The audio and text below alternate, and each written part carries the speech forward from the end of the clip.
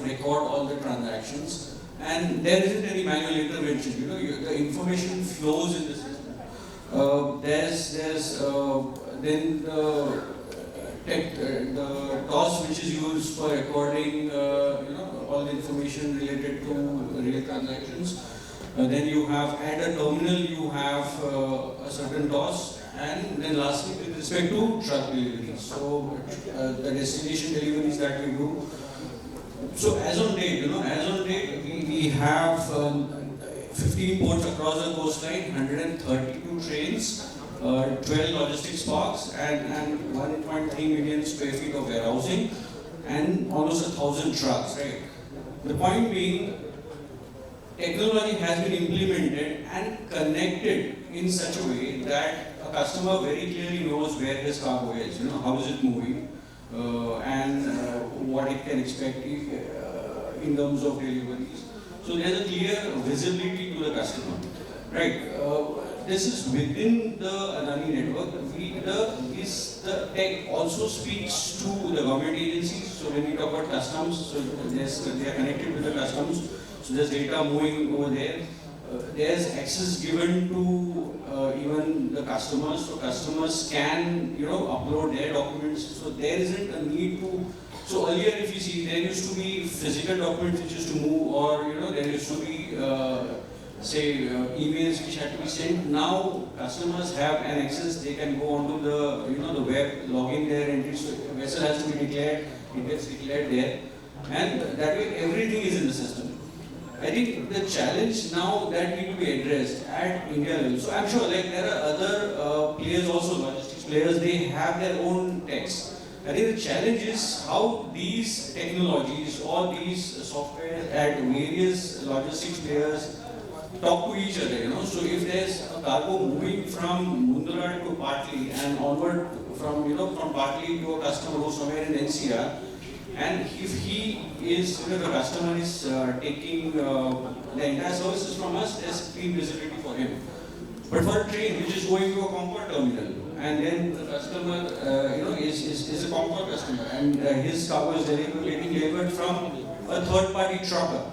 So does he have visibility? No, he doesn't. Because what happens is he has a certain visibility in, when he's in the Adani system, then he moves on to the Conclave system, which don't really speak with each other, and then there's a third party who again is not really connected to any of the systems. So this is the level I think where we are heading.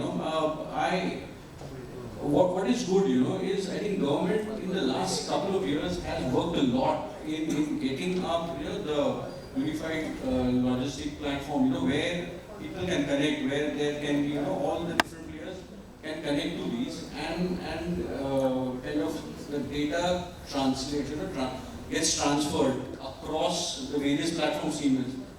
So I think that's a good move, and how it will help the customers, visibility of course.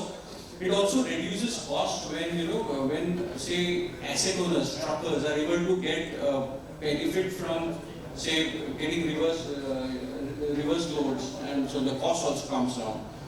There are services which they can avail, which are available online.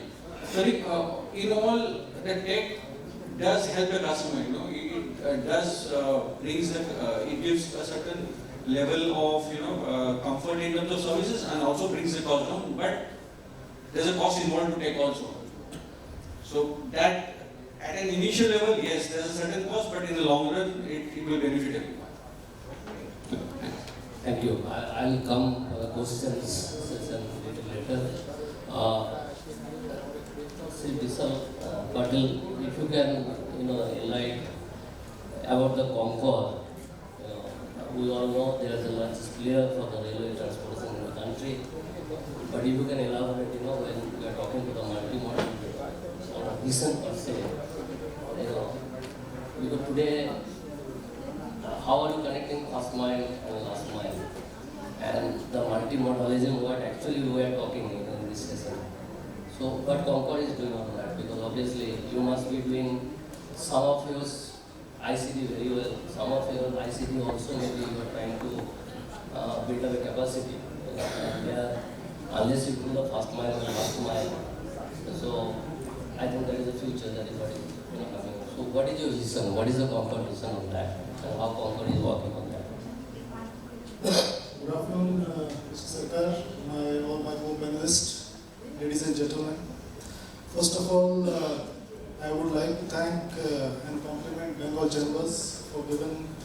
Container Corporation this opportunity to be a part of the panel and put our views across to all our distinguished attendees and customers and visitors. As far Conclave is concerned, as you rightly said, that we are one of the dominant players, major players in this multimodal logistics, especially the rail-bound logistics and terminals. So, traditionally, what I would just like to enlist few details which are related to technology and critical to Conclave's working. So, the documentation, as far as the documentation part is concerned, we were using the manual documentation, forwarding notes and all. Now, with the technology and advent of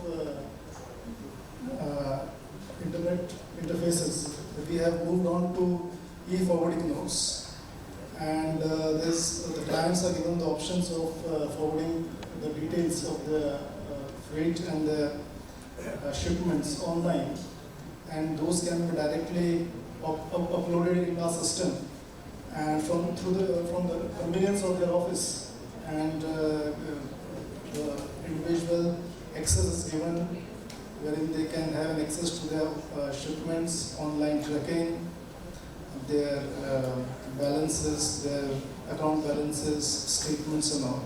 So that is already there, and we have come up with a lot of changes and modifications with the ease of doing business, which is the agenda of Government of India. Then, besides that, we have come up with a new app. Of course, it's in a prototype, and wherein the customers would eventually directly put their requirements of first mile and last mile deliveries directly through the app on Conclave's terminal that would be linked centralized. And then there would be an array of our vendors which would be linked on the other side, and we would be serving the clients online. It would be an online sort of platform, and wherein there would be a cost advantage, and it would be naturally passed on to the clients, because since there would be a competitive bidding, so there would be a cost advantage, and that cost advantage we intend to pass on to the customers in the long run. So this would ensure cost advantage as well as instant and immediate services. You can schedule the services. Since this app is in the prototype, there are many changes which we are working on, and improvisation would be done as and when we feel the need.